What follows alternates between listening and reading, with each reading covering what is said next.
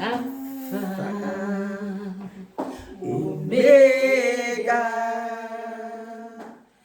à toi, il n'y a point d'autre Dieu. Alpha, Alpha, Omega, à toi, il n'y a point d'autre Dieu. Alpha, Omega, à part toi, il n'y a point d'autre Dieu. Oui, Seigneur notre Dieu, ce matin, à part toi, il n'y a point d'autre Dieu.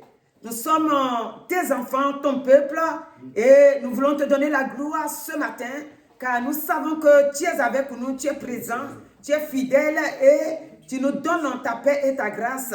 Toute la semaine, tu as été avec ton peuple que nous sommes. Et ce matin, nous sommes reconnaissants et nous voulons te dire merci. Sois béni et que tout ton peuple ici présent, comme ceux qui nous suivent, soient aussi bénis. Au nom de Jésus-Christ. Amen. Amen. Alléluia. Amen. Donc, ce matin, nous saluons tous nos frères et sœurs. Nous disons que le Seigneur vous bénisse abondamment.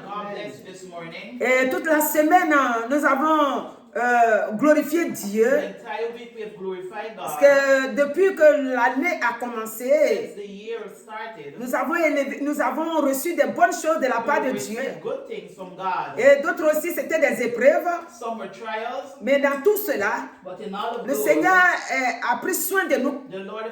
Il nous a gardés. Et donc, le mercredi, on a essayé de parler un peu. Et hier, je vous ai donné rendez-vous aujourd'hui pour dire que le monde va mal. Et quand le monde va mal, ce n'est pas pour nous faire du bien, nous qui sommes le peuple de Dieu. C'est pour s'élever contre notre foi. Et c'est pour s'élever contre notre paix. C'est pour s'élever contre notre grâce que Dieu lui-même nous a donnée. C'est pour cette raison que nous sommes arrêtés pour louer Dieu. Pour lui dire que nous sommes vraiment dans la joie de ce que dans le mois d'octobre là, l'ennemi qui a toujours été méchant, il s'est manifesté puissamment, mais il n'est pas plus fort que Dieu. Dieu nous a donné aussi son soutien. Il nous a donné sa protection. Et donc nous sommes arrêtés pour lui dire merci. Merci dans nos prières. Nous savons qu'il est toujours au contrôle et qu'il nous protège. C'est pour cette raison que dans Éphésiens 5:20, nous lisons en disant que rendez continuellement grâce pour toutes choses à Dieu le Père, au nom de notre Seigneur Jésus-Christ. Alléluia. Amen. Donc, au nom de notre Seigneur Jésus-Christ, nous rendons grâce à Dieu le Père pour lui dire merci Père de tout ce que tu as fait pour nous au commencement de l'année jusqu'à octobre là. Tu as été là pour nous et tu as toujours été fidèle et tu es fidèle jusqu'à la fin. Donc nous nous soumettons, donc le 21 dit vous soumettant les uns aux autres dans la crainte de Christ. Amen. Alléluia. Amen. Donc, dans cette reconnaissance à Dieu, being grateful to God, et nous sommes dans la crainte de Christ, c'est-à-dire, voilà. Donc, nous sommes dans la crainte, quand on dit dans la crainte, ça veut dire que Dieu vient comme un bourreau, non. C'est dans l'obéissance. Et nous croyons que Dieu est avec nous par son esprit. Qu'il est passé par Jésus-Christ pour nous donner. Et donc nous devons reconnaître à tout moment qu'il est avec nous. Et dans ce temps d'adoration, de louange que nous avons, que nous disons que nous nous sommes arrêtés pour dire merci au Seigneur. Pourquoi merci? Dis que, vraiment, Seigneur, partout où je suis passé, ton esprit a été là, ta grâce a été là, ta paix a été là. Même quand la maladie est venue, tu as été présent. Tu as tout fait. Tu nous as donné la nourriture. Tu nous as donné de nous déplacer. Tout cela, tu as été présent. C'est pas que l'ennemi ne s'est pas manifesté. Il s'est manifesté, mais tu as été avec nous. C'est pour cette raison que nous sommes arrêtés pour te dire merci. Alléluia. Maintenant, dans cette affaire de s'arrêter pour remercier le Seigneur, ma pensée est partie sur les apôtres. Quand Jésus-Christ les a laissés pour monter au ciel, quand il a achevé l'œuvre pour laquelle il est venu, on a vu que, moi, c'est comme ça que je vois que ce n'a pas été facile pour eux. Le Seigneur leur dit, allez-y, attendez dans la chambre haute. Celui qui les défendait à tout moment, celui qui faisait qui opérait des miracles pour eux, il les laisse pour partir. Et il dit, allez-y, attendez dans la chambre haute. C'est comme ils sont devenus comme les orphelins. Mais regardez, ils ont patienté. Dans la chambre haute, ils sont restés là-bas jusqu'à ce que le Saint-Esprit descende. Et comme ce qu'ils ont fait, pour toi et moi, nous devons aussi faire pareil. Quand nous sommes sur la terre ici, que nous sommes maintenant les enfants rachetés par Christ. Si nous demandons quelque chose, dans cette demande-là, la foi, la patience, et la connaissance que Dieu est nous est là, comme ce qu'on a toujours cité là, 1 Jean 5, 14 là, que si on demande quelque chose à Dieu, et que ce qu'on demande c'est sa volonté, et si sa volonté, ça veut dire qu'il nous écoute, et s'il nous écoute, ça veut dire que nous possédons déjà la chose. Tout ça c'est par la foi. Donc si c'est par la foi que nous faisons ça, nous devons comprendre que il est en train de nous écouter et que nous allons recevoir. Nous ne devons pas donc nous décourager. Les apôtres ne se sont pas découragés. Et vous allez voir qu'au commencement, c'est-à-dire Acte 1 là, au verset 8, il dit, vous recevrez une puissance, le Saint-Esprit survenant sur vous, et vous serez mes témoins à Jérusalem, dans toute la Judée, dans la Samarie et jusqu'aux extrémités de la terre. Ils ont été fidèles et ils sont restés calmes pour attendre cet esprit puissant-là. Alléluia. Donc, s'arrêter pour adorer le Seigneur. Nous, aujourd'hui, on va voir un homme que lui, il a, parce qu'avant, comme Jésus-Christ n'était pas venu, les gens utilisaient les animaux pour adorer Dieu, c'est-à-dire prendre le sang pour adorer le Seigneur. Ils font des sacrifices pour le Seigneur. Et nous allons voir le fils de David, Salomon. Salomon, lui aussi, il demande quelque chose à Dieu, mais il va faire une action de grâce. Action de grâce qu'il fait. Dans 1 Roi 3, on va commencer au verset 3. Il va dire à Dieu, il dit, Salomon aimait l'Éternel et suivait les coutumes de David, son père. Seulement, c'était sur les hauts lieux qu'il offrait des sacrifices et des parfums. Donc là, comme ils étaient dans l'ancien temps, donc il va suivre ce que son père faisait avant. Le verset 4 va nous dire, le roi, c'est-à-dire lui Salomon maintenant, il est à la place de son père, donc il a le roi Salomon. Le roi se rendit à Gabaon pour y sacrifier, car c'était le principal des hauts lieux. Salomon offrit 1000 holocaustes sur l'autel à Gabaon. L'Éternel apparut en songe à Salomon pendant la nuit et Dieu lui dit, demande ce que tu veux que je te donne. Donc voilà, on est au verset 5. Donc Salomon va demander, moi, mon père n'est plus, Et je suis à sa place comme roi. Le peuple devant lequel je dois me tenir. J'ai besoin que tu me donnes la sagesse. Et quand on lit jusqu'à... Même on va jusqu'au verset 15. Dieu va lui donner la sagesse qu'il a demandé. Et il va lui donner aussi... c'est-à-dire, il va l'enrichir, il va lui donner de l'argent, il va le faire devenir un homme riche. Amen. Et Dieu dit, cette demande-là, ça l'a plu. Pourquoi? Parce qu'il n'a pas demandé pour détruire ses ennemis. Il n'a pas demandé aussi pour avoir longue vie. Il n'a pas demandé que ça le concerne lui seul sa vie. Il a demandé pour diriger le peuple de Dieu. Et en cela, Dieu lui a donné tout ce qu'il n'a pas demandé. Vous pouvez lire jusqu'au 15. Dieu lui donne maintenant la sagesse, comme je l'ai dit tout à l'heure. Il lui donne maintenant le finance, c'est-à-dire il devient très riche. Et sa richesse, depuis que les rois sont rois sur la terre, personne n'a été riche comme lui.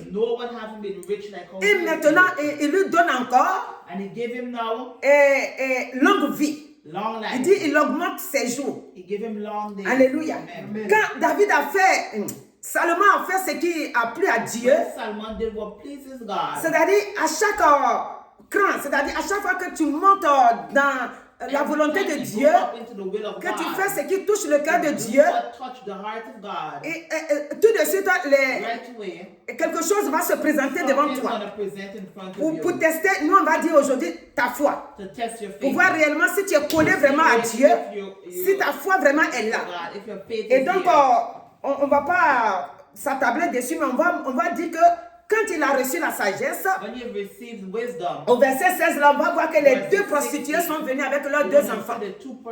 Cette fois-ci-là, les deux enfants, il y a un qui est mort, il y a un qui vit. Mais les deux prostituées là vont commencer à lutter l'enfant. Donc, Salomon va trancher ça. Et sa renommée va monter partout. Parce que la sagesse qu'il a pris pour trancher ça. Pourquoi je vous dis tout ça? Pour adorer Dieu. On dit, Dieu, personne ne lui a dit. Il est monté lui seul pour faire une action de grâce en sacrifiant 1000 holocaustes. Aujourd'hui, quand nous avons lu Éphésiens 5 là, il dit rendez grâce continuellement. En toutes choses, on doit reconnaître que Dieu est là. C'est-à-dire Dieu doit avoir sa place dans notre vie, dans la vie de chaque personne qui a confessé Jésus-Christ comme son Seigneur et Sauveur. Dieu est assis sur son trône là-bas. Il doit voir que j'ai ma place dans la vie de cette fille-là. J'ai ma place dans la vie de cet homme-là. C'est-à-dire que tu dois garder une place spécialement pour Dieu. Et quand les épreuves vont se présenter, tout de suite, tu dois savoir qu'est-ce que tu dois dire à Dieu.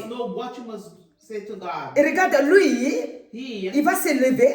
Il va dire, bon, moi je vais, vous avez vu qu'on a lu au début, il dit, il va faire la coutume que son père faisait.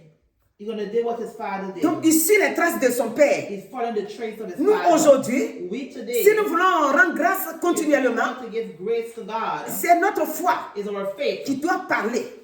C'est notre amour pour Dieu. On dit comme Salomon aimait l'éternel Dieu.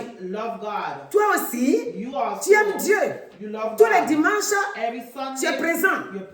Vous savez, tu travailles pendant les 6 jours. Le 7e jour que Dieu dit, c'est son jour de repos.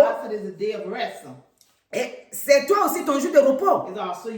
Mais vu que tu aimes Dieu et que tu sais que c'est lui qui veille sur toi, tu vas maintenant montrer à Dieu que tu l'aimes.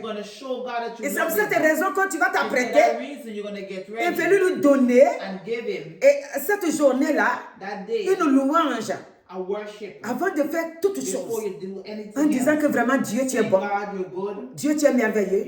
C'est pour ça souvent nous chantons ici, tu es merveilleux, tu es merveilleux, mon sauveur Jésus est merveilleux. Jésus est merveilleux, tu es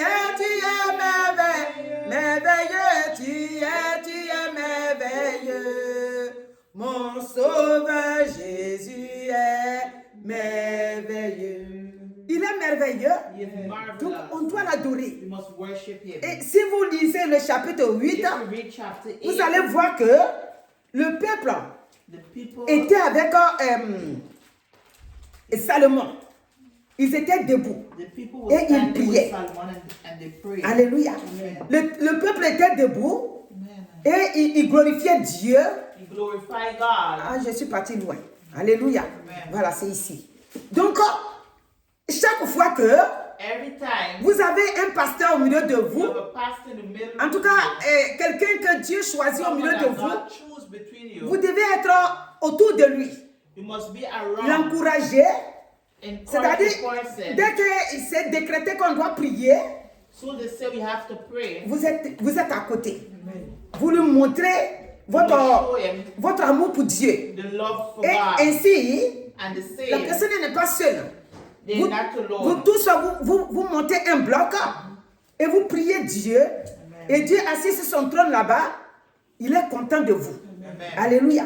Si vous voulez, vous pouvez lire au verset 54, il dit, lorsque Salomon eut achevé d'adresser à l'Éternel toute cette prière et cette supplication, il se leva devant l'autel de l'Éternel où il était agenouillé, les mains étendues vers le ciel, debout. Il bénit à haute voix toute l'assemblée d'Israël en disant, béni soit l'Éternel qui a donné du repos à son peuple d'Israël selon toutes ses promesses, de toutes les bonnes paroles qu'il avait prononcées par Moïse, son serviteur, aucune n'est restée sans effet. C'est-à-dire que tout ce que Moïse avait dit de son vivant, le peuple constate que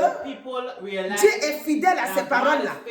Et qu'au fur et à mesure qu'ils avancent, toutes ces paroles-là s'accomplissaient. Et donc le peuple était vraiment avec Salomon pour ça. Alléluia. Donc si vous voulez lire, vous pouvez aller jusqu'au 66. Alléluia. Donc nous aujourd'hui, nous voyons une femme dans Luc 18.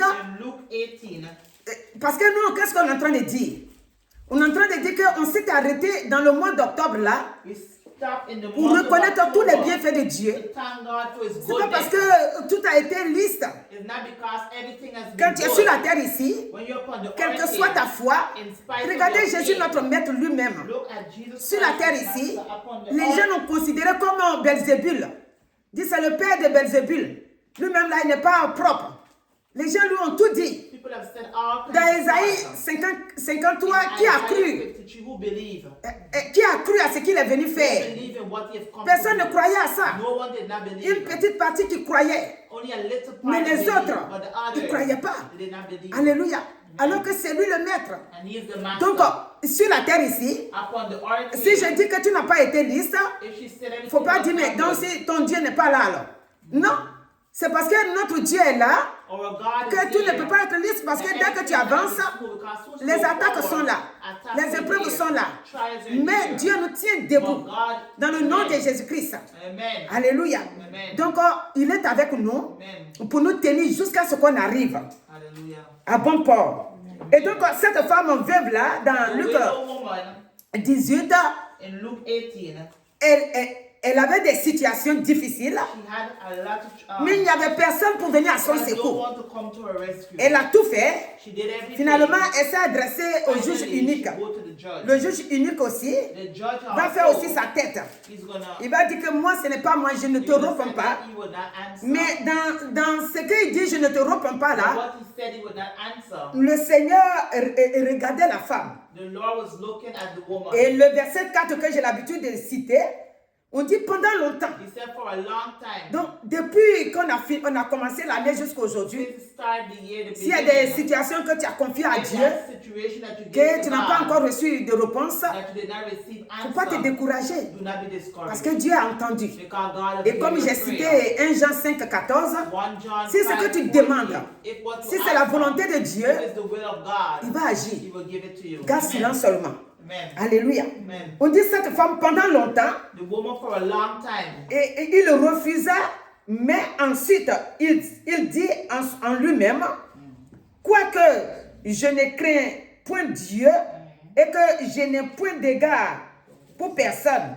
Néanmoins, le verset 5, parce que cette veuve m'importune, je lui ferai justice afin qu'elle ne vienne pas sans cesse me rompre la tête.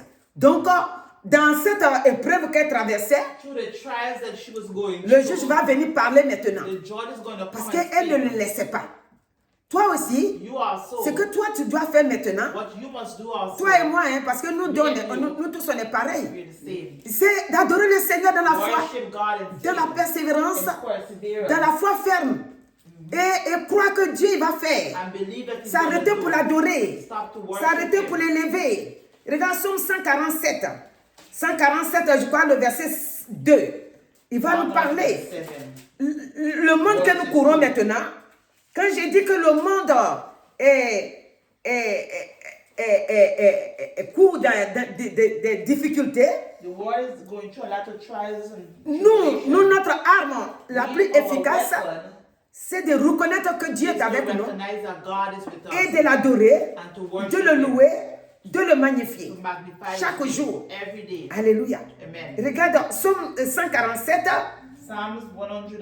La Bible dit, car il est beau de célébrer notre Dieu. Au verset 1er. Car il est beau de célébrer notre Dieu. Somme 147.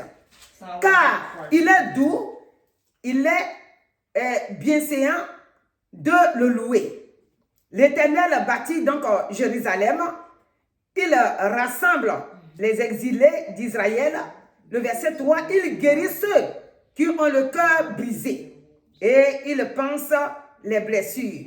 Donc, il est bon d'adorer Dieu, de le célébrer, parce que quand tu es là de célébrer, il va guérir les cœurs brisés, ceux qui sont malades, il vient à leur secours.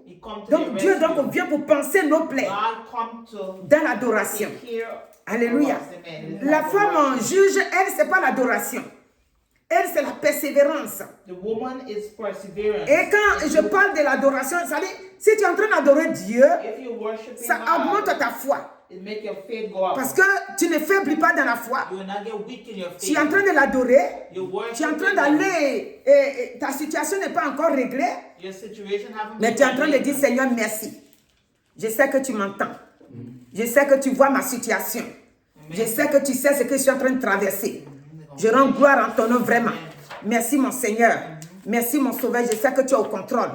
Ta situation est encore là. Mais regarde ce que tu dis à Dieu. Et Dieu dit, non, mon enfant là, il n'y a pas sondé. Alléluia. Alléluia. Oh.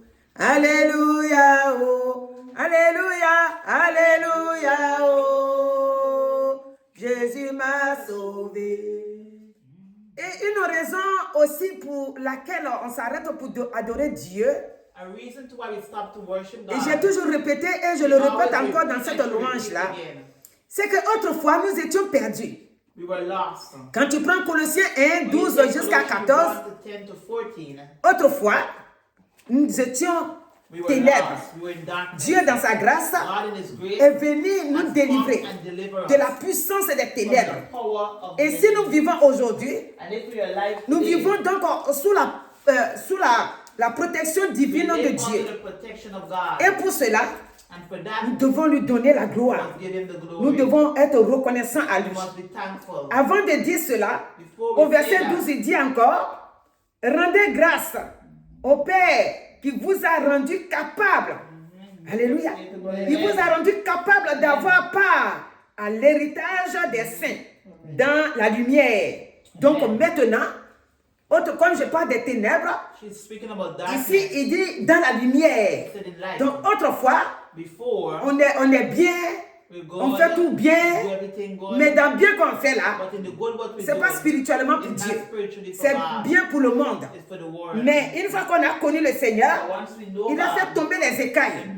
Toujours je pense à l'apôtre Paul. Autrefois il pensait qu'il faisait bien. Il dit le judaïsme, non, c'est ça qui est bon. Mais quand il a connu le Seigneur, quand les écailles sont tombées, il a compris maintenant qu'il était dans la perdition. Il a commencé à rendre grâce à Dieu. Il a commencé à glorifier Dieu. Quand on est encore loin de Jésus-Christ, qu'on n'a pas encore confessé le Seigneur, on va trouver que tout est normal. Parce que tu as un côté. Mais si tu quittes là-bas, regarde, moi je loge ici. Si je quitte ici un jour, si je vais dans une autre maison plus supérieure que celle-là, je vais dire, oh, ici est trop bon. L'autre côté où j'étais là, et je vais trouver les défauts d'ici. Mais là où je suis ici, là, j'ai dit, ben, la maison elle est bonne, la maison elle est bien, là où tu habites, là, tu es bon. Alléluia. Parce qu'il n'y a pas de comparaison. Parce que c'est ça seulement que tu vois. Donc, si, et maintenant le Seigneur nous a fait découvrir qu'il est la lumière, et que maintenant nous sommes héritiers et co-héritiers de Christ, c'est la victoire. Au verset 13, il dit qu'il nous a délivrés de la puissance des ténèbres. Celui qui nous a délivrés de la puissance des ténèbres, comment ne pas le louer? La puissance des ténèbres et nous a transportés dans le royaume du Fils de son amour, en qui nous avons la rédemption, la rémission des péchés. C'est-à-dire, en Jésus-Christ, nos péchés ont été effacés. Et c'est ce qu'on lit dans le verset, dans le chapitre 12, là. Amen. Et de Colossiens 2, là. On a lu ça tout à l'heure. Là, maintenant, il a effacé nos péchés. Maintenant, il dit, il est l'image du Dieu invisible, le premier-né de toute la création. Donc, Christ, il est le premier-né. Et cela veut dire que quand nous sommes baptisés et que nous sortons de l'eau, le baptême, c'est ce que ça veut dire. Le baptême, ce n'est pas pour venir faire la fête. Le baptême, c'est l'acte spirituel. Alléluia. Donc, quand tu te baptises, que tu sors de l'eau, ça veut dire que tous les patatras que tu traînais avant, là, les casseroles là, sont restés dans l'eau là-bas. Tu sors un homme nouveau. La mort qui te suivait là, la mort, tout ça c'est resté dans l'eau. Parce que le premier-né maintenant, il vit en toi. Et toi aussi maintenant tu es devenu une nouvelle personne. Une nouvelle personne pour faire quoi? Pour reconnaître les bienfaits de Dieu, pour l'adorer, pour le remercier. Alléluia. C'est ça qu'il a fait pour nous. Et donc, il a effacé l'acte. Là, vous pouvez, je vais vous laisser ça parce qu'on a toujours lu ça. Mais je répète, et je vous donne le passage. Même en Colossiens 2, là, à partir du 13 jusqu'à 15, on a vu qu'il a fait tout ça pour nous. Au verset 15, là, je vais lire, il dit, il a dépouillé les dominations et les autorités et les a livrées publiquement en spectacle, en triomphant d'elle par la croix. Regardez ce qu'il a fait pour nous. Donc, je ne peux pas dire, oh, mais moi, j'ai demandé à Dieu de me donner, depuis là, une voiture, je ne l'ai pas encore reçue. Moi, cette affaire de Dieu là, ça me fend pas trop maintenant. Non, je fais quoi avec la voiture? La voiture n'a rien à voir avec mon âme. Affaire d'église, c'est une affaire spirituelle de l'âme. C'est ce que j'ai toujours dit. Donc ce matin, mon frère, ma soeur, là où tu te trouves, que Dieu te bénisse. Et sache que ce que tu as demandé, ou que ce soit pour toi-même, ou pour ta famille, que Dieu n'a pas encore répondu, il faut garder silence. Et continue de l'adorer, continue de le louer. La femme, elle a persévéré, et le juge unique, il s'est arrêté. Il a répondu. Et pour que Dieu donne la sagesse à Salomon, il s'est levé lui seul.